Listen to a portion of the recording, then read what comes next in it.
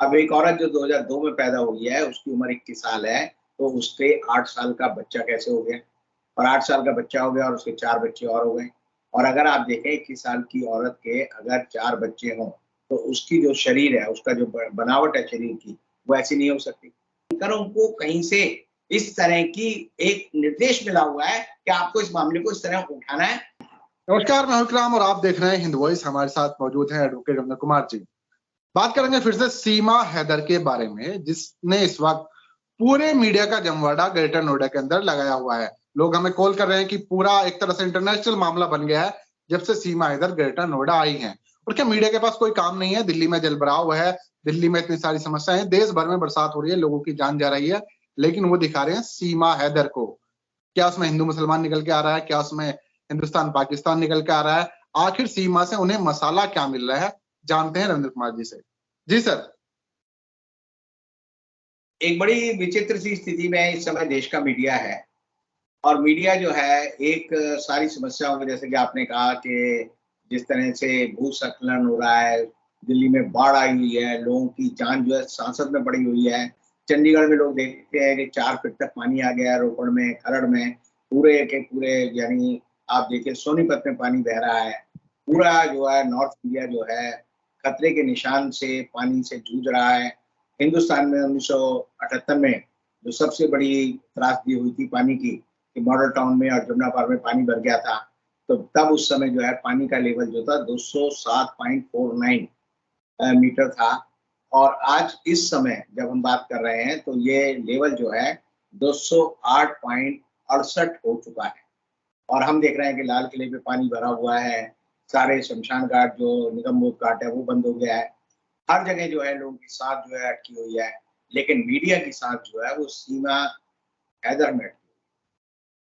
सीमा हैदर के घर के बाहर इतना ज्यादा जमावड़ा है, जैसे सीमा नहीं हो गई, बल्कि वो कोई जो विक्टोरिया है, क्वीन जो है इंग्लैंड की, वो हिंदुस्तान के किसी गांव में आई है और किसी हिंदुस्तानी को उसको दिला।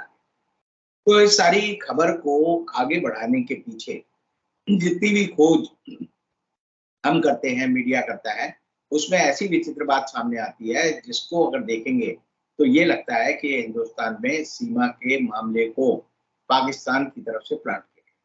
मैंने कल भी आपको कहा था कि सीमा जो है वो आईएसआई की एक ट्रेंड जो है जासूस है। सीमा ने अपने 2 आधार कार्ड दिखाए हैं। एक पाकिस्तान का आधार कार्ड दिखाया है, जिसमें उसने दिखाया है कि उसकी उम्र जो है वो 2002 में पैदा हुई थी। अब एक औरत जो 2002 में पैदा हुई है, उसकी उम्र 21 साल है, तो उसके 8 साल का बच्चा कैसे हो गया? और 8 साल का बच्चा हो गया और उसके 4 बच्चे और हो गए।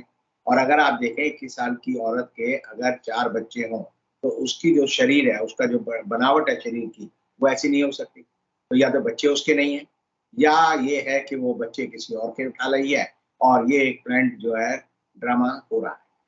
अब ऐसे में एक बड़ा सवाल आता है कि हिंदुस्तान की पुलिस क्या कर रही है?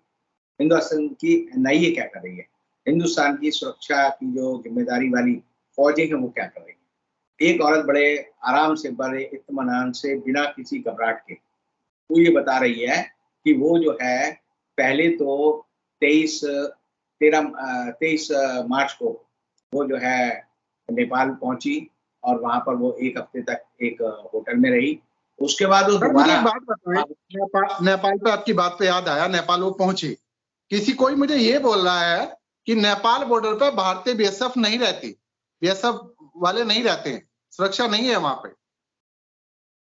वो आपकी बात ठीक है, वो आप सिलसिला समझिए। पहले वो जो है सीधे हिंदुस्तान आने की उसका जो वर्जन है कि मैंने कोशिश की और भारत की, हिंदुस्तान की जो हाई कमीशन है पाकिस्तान में, उसमें जो है उसने एप्लीकेशन दी होगी कि मुझे हिंदुस्तान का वीजा दिया जाए। वो एप्लीकेशन कहाँ है? सरकार ने अभी तक उसकी खोज क्यों नहीं की पाकिस्तान के, मैं जो हिंदुस्तान का हाई कमीशन है उससे। फिर वो कहती है जब उसे वीजा नहीं मिला तो वो जो है पहले अपने 4 बच्चों के साथ और खुद पहले वो दुबई गई। दुबई से वो फ्लाइट से जो है थोड़ा पीछे हो वो जाइए सर, हल्का सा। नेपाल, और नेपाल पहुंचने के बाद उसने क्या किया? उसने 7 दिन जो है ये जो लड़का है मीणा, उसके साथ बिताए, सचिन मीणा के साथ। उसके बाद वो दोबारा वापस पाकिस्तान गई हवाई जहाज से, और पाकिस्तान से जाने के बाद 10 मई को वो दोबारा पाकिस्तान से चली। और दोबारा वो जो है नेपाल पहुंची और नेपाल पहुंचकर उसने कहा कि मैंने पोखरा आकर पोखरा से जो है जो इंटरनेशनल जो बस है जो नेपाल से हमारे हिंदुस्तान के लिए चलती है उसको लिया उसने और फिर वो हिंदुस्तान आ गई। अब उसमें उसका जो वर्जन है वो ये है, उसने फोटो भी लगाई है कि जब वो बॉर्डर को पार कर रही थी तो यूपी पुलिस की जो पुलिस इस बात का तफ्तीश करती है तो वो हर पैसेंजर का एक ब्यौरा लिखती है, कौन पैसेंजर आया, कहाँ से आया, कहाँ जा रहा है, ये सारी बातें होती है और कस्टम की क्लियरेंस होती है, उसमें तकरीबन 1.5-2 घंटे लगते हैं। अब उसने जो है खुद अपने बच्चों की और अपनी फोटो शेयर की है कि जो यूपी पुलिस के जवान हैं वो उसके बच्चों को गोद में उठाए हुए हैं। उसे कहानी गढ़ ली कि मेरी जो बड़ी बेटी है वो 6 साल की है, उसको जो है उल्टी हो रही थी, उसकी तबीयत खराब थी और उसने ये भी कहा है कि उस समय उसके साथ ये सचिन मीना भी था। तो जब ये सारे लोग आ रहे हैं तो यूपी पुलिस या जिसकी जिम्मेदारी है कि हिंदुस्तान में लोग प्रवेश कर रहे हैं, उनको उसकी जांच करनी चाहिए। तो इसका मतलब यह है कि हिंदुस्तान की जो भ्रष्ट पुलिस है, उसको पैसा दिया गया होगा और ये पैसा सिर्फ यही नहीं दिया गया। आप देखिए जब हिंदुस्तान में पुलवामा हुआ 2019 में, तब भी ये आया कि क्या भारत सरकार ने जांच में कहा कि 350 किलो आरडीएक्स पाकिस्तान से आए। तो पाकिस्तान से जिस बस में और जिस तरीके से आया और जो गाड़ी थी जिसमें कि 350 किलो आरडीएक्स था, वो उस समय 15 दिन तक जो है जम्मू कश्मीर के इंटीरियर इलाके में घूमती रही और उसका नंबर क्या था? उसका गुजरात का नंबर था और उससे जो है हमारे सैनिकों का जो है एक तरह से बलिदान हुआ, 40 से ज्यादा सैनिक मारे गए और आज तक उसकी जांच नहीं हुई। तो उसका फायदा जो है भारतीय जनता पार्टी को किस रूप में हुआ? भारतीय जनता पार्टी को इस रूप में हुआ कि 2019 के चुनाव में नरेंद्र मोदी चुनाव जीते। अब जो है मैं बहुत पहले से सोचता था और भी लोग सोचते थे कि इस बार 2024 के चुनाव में पाकिस्तान का एंगल कैसे आएगा। पाकिस्तान का एंगल कहीं से आ नहीं रहा था।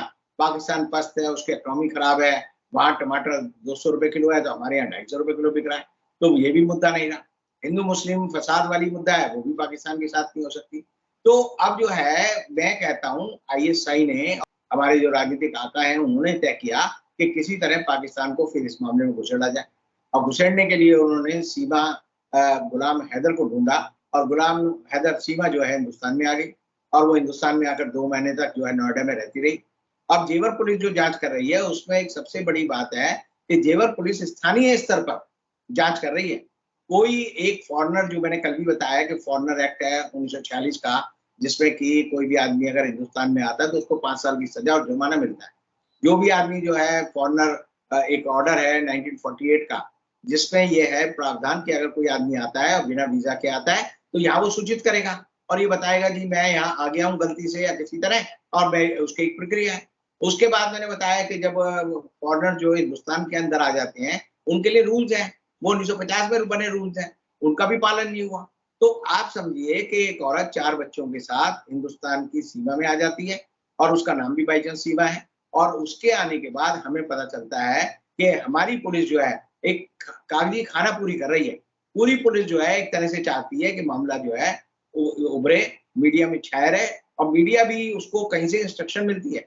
आप ये समझ लीजिए बड़ी से बड़ी घटना हो जाए, अगर मीडिया को इंस्ट्रक्शन ना मिले, सुबह 11 बजे जो हिंदुस्तान के इलेक्ट्रॉनिक मीडिया की बैठक होती है जिसको कि टाइम्स नाउ की नौविका कुमार जो है चेयर करती हैं, उसकी इंस्ट्रक्शन ना हो तब तक हिंदुस्तान का मीडिया चू-चू नहीं करता। तो अब ये 4 दिन से चू-चू कर रहे हैं, तो आप ये समझ लीजिए कहीं से इन्हें निर्देश मिल रहा है कि इस मामले को उठाना है। अब इस सारे मामले में आप हिंदुस्तान और पाकिस्तान के नागरिक जब शामिल हो जाते हैं, तो उसमें एक चीज समझिए, एक सरबजीत का मामला था, जिसे 2013 में पाकिस्तान में फांसी दी गई थी। तब हमारी जो विदेश मंत्री थी, सबको याद है कि उन्होंने बड़ी कोशिश की और उन्होंने ये भी कोशिश की कि उसको फांसी ना हो। भारत सरकार ने कई बार आगे आकर जो है अपील की पाकिस्तान से और आप समझिए उसके बावजूद भी सरबजीत को 2013 में फांसी। 2017 में फिर वैसा मामला आया। वो किसका मामला था? वो जो है हमारी नौसेना के एक कमांडर का मामला था, जिनको कि 10 अप्रैल 2017 में, जिनका नाम जो है जाघव था, तो उसको जो है वहां पर फांसी दी गई और ये कहकर दी गई कि हिंदुस्तान का एक जासूस है, पाकिस्तान में आया हुआ है। और जबकि जाघव का कहना था कि उसे बलूचिस्तान से उठाया गया और उठाकर जो है उस पर प्लांट किया गया कि वो जो है हिंदुस्तान की रॉ के लिए काम करता है। वो मामला इंटरनेशनल कोर्ट ऑफ जस्टिस में भी गया, हरीश साल्वे ने उसकी पैरवी की और इंटरनेशनल कोर्ट ऑफ जस्टिस ने कहा कि जाधव के मामले में उसको जो है हिंदुस्तान की सरकार की तरफ से डिप्लोमेटिक एक्सेस मिलनी चाहिए। वो दी भी गई, लेकिन उसके बावजूद भी अभी वो मामला जो है दबा हुआ है। अब ये मामला आ गया सीमा गुलाम हैदर का। अब सीमा गुलाम हैदर का पति जो है वो इस समय सऊदी अरेबिया में, वो सारी बात बताता है। वो कहता है जी कि मेरे घर में ये रहती है, इसने 3 लाख रुपए मैंने उसको भेजे थे, उसने 1 लाख रुपए का एक मोबाइल भी लिया, उसने मेरा घर भेज दिया और वो भाग के हिंदुस्तान आ गए। वो कहता है कि सीमा और खुद कहती है कि वो 5वीं क्लास पढ़ी हुई है, लेकिन जो उसका चाल चलन है, उसकी जो उम्र 21 साल है, अगर इन सब चीजों को जोड़ा जाए और ये बच्चों वाली कहानी को जोड़ा जाए, तो ये सारी बात ही बताती है कि हिंदुस्तान में इस समय जो है इसको एक आप समझिए रोमांटिक अफेयर के रूप में लिया जा रहा है। देश की सुरक्षा के लिए खतरा है, इस रूप में नहीं लिया जा रहा। मैं इसे दूसरे रूप में देखता हूँ कि हिंदुस्तान की कोई औरत ये कहे कि मैं अमेरिका के किसी मिस्टर ब्राउन को बस प्यार करती हूँ और वो अपने 4 बच्चों के साथ अमेरिका में लैंड कर सकती है क्या? और लैंड कर जाए तो क्या अमेरिका का मीडिया कहेगा ये औरत जो है हिंदुस्तान से 4 बच्चों के साथ मिस्टर ब्राउन के प्यार में जो है यहाँ गई है और इसलिए जो यहाँ पर पॉलिटिकल असाइलम दे दिया जाए इसे और इसको वहां की नागरिकता दे दी जाए? तो ये तो फिर एक अलग तरीका बन जाएगा। आपने फिल्में देखी होंगी, एक आई थी गदर, उसमें भी यही कहानी थी कि एक औरत है और 2 नागरिकता आदमी है। सर, एक चीज नागरिकता जो बात की जा रही है, सीए किस लिए लाया गया था? फिर तो पाकिस्तान से आई है, सीए का क्या मतलब रह गया अगर इसको नागरिकता दी जाएगी? क्योंकि सीए तो नागरिकता देने का तरीका होता है। आदमी है हिंदुस्तान में जब सिटीजनशिप एंड नेचुरलाइजेशन एक्ट है, नेचुरलाइजेशन एक्ट में ये होता है कोई आदमी कैसे किसी देश का नागरिक बनता है। पहले वो बताता है कागज में कि मैं फलाने देश का नागरिक हूँ, मैं वहां की नागरिकता छोड़ रहा हूँ, अब आपकी नागरिकता के लिए मैं आवेदन कर रहा हूँ। तब तक उसका दर्जा जो है नो, यानी नो स्टेट्समैन का रहता है, वो किसी देश का नागरिक नहीं होता उस दौरान। तो यहाँ पर जो है लोग जो है इसे इस तरह ले रहे हैं कि वहां वो प्रेस वाले किसी भी गांव वाले के मुंह पर अपना माइक लगा देते हैं और वो बड़े मजे से कहता है जी ये हमारे घर की बहू है, ये हमारे गांव की बहू है, हम इसे जाने नहीं देंगे, हम फलाना करेंगे, ढिमका करेंगे। ये कोई मेलोड्रामा नहीं हो रहा, कोई फिल्म नहीं हो रही वीर जारा की तरह। यानी हिंदुस्तान के मीडिया की हालत ये हो गई है कि वो फिल्म की फंतासी और रियलिटी को नहीं जानता, देश के हितों को नहीं जानता, और वो जो है बार बार ऐसी भी चीजें उठा लेता है जिसको लेकर की कई बार मुझे शर्म आती है।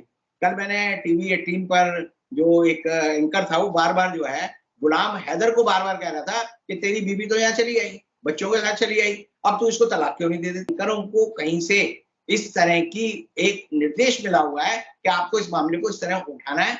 और इस मामले में मेरा मानना है कि INB को, जिन चैनलों भी इस इंटरनेशनल मामले को इस तरह से रोमांटिक तरीके से पेश किया है, उनके खिलाफ एक्शन लेना चाहिए, उनका लाइसेंस रद्द करना चाहिए, उन पर जुर्माना करना चाहिए। और मैंने इस बात को लेकर आज ही एक चिट्ठी जो है हिंदुस्तान के कैबिनेट सेक्रेटरी को, हिंदुस्तान के सेक्रेटरी INB को और पाकिस्तान के हाई कमिश्नर को लिखी है। उस चिट्ठी में मैंने कहा कि पाकिस्तान के हाई कमिश्नर को चाहिए कि जो उसे भारत में IPC 494 के तहत जो है अगर किसी आदमी की विवाहित बीवी को ले जाकर कोई दूसरा आदमी शादी करने की बात करता है, क्योंकि उसने सीमा हैदर के मांग में सिंदूर भर दिया है और वो कह रही है कि मैं उसकी पत्नी हूँ, तो एक तरह से अगर वो दूसरी शादी करती है औरत तो उसको 7 साल की सजा मिलनी चाहिए। लेकिन उसके लिए कंप्लेंट कौन करेगा? उसके लिए कंप्लेंट गुलाम हैदर करेगा। तो पाकिस्तान के हाई कमिश्नर को गुलाम हैदर को कहना चाहिए कि भाई तेरे को जो है एक कंप्लेंट हिंदुस्तान की सरकार को लॉन्च करनी चाहिए ताकि इस औरत को 7 साल की सजा मिले, और ये जो सचिन मीना है इसको 5 साल की सजा मिले 497 में कि किसी की विवाहित पत्नी के साथ ये सेक्सुअल रिलेशनशिप रख रहा है और शादी कर। तो ये सब ना करने की बात जो है, आप एक बात समझिए कि किसी भी आदमी ने ना तो जिस जज ने सीमा को, उसके 4 बच्चों को, सचिन मीना को और सचिन मीना के पिता को जिन्होंने जमानत दी, क्योंकि उन्होंने इसमें अबेटमेंट भी किया है और कॉन्स्पिरेसी भी की है, तो उनको जो जमानत दी है उसकी भी रिव्यू जानी चाहिए। आप देखेंगे सुप्रीम कोर्ट के ऊपर भाग जाते हैं तुरंत, कोई भी अदालत छोटा फैसला करती है तुरंत वो कहेंगे जी हम हाई कोर्ट में जा रहे हैं कि इसकी जमानत रद्द कर दो।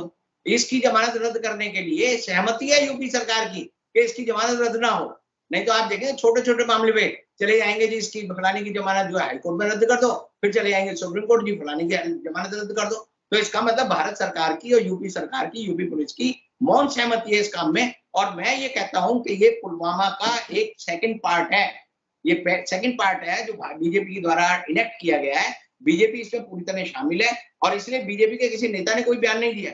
ये भाषणवीर और बयानवीर इतने हैं कि छोटी सी भी बात होती है तो तुरंत बयान लेकर आ जाएंगे कि ये बयान है, ये हम कह रहे हैं। लेकिन पूरा भारतीय जनता पार्टी का जो पूरा लाव लश्कर है, पूरा जो मोदी मीडिया वो चुप है। और इसका मतलब यह है कि जो आईएनबी मिनिस्टर है वो भी चुप है।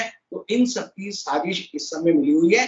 अब मैं कहता हूं कि ये आईएसआई का एक ऐसा षड्यंत्र है जो पाकिस्तान के मामले को लाकर भारत के लोगों का भावनात्मक दोहन कर रहा है और भारत की जो नागरिकता है, भारत का जो नेचुरलाइजेशन एक्ट है, भारत की जो आईपीसी है, भारत का जो कानून है, उसका मखौल उड़ा रहा है। और इसलिए जो है मेरा मानना है कि जब तक जनमत इसके खिलाफ नहीं होगा तब तक जो है ये मामला इनका जो है इस तरह चलता रहेगा। जी सर, आपने बहुत सारे कानूनी पहलू बताए हैं कि कैसे ये सब मिलजुल कर एक तरह से शय दी जा रही है और इसमें मीडिया किस तरह से अपना रोल अदा कर रहा है।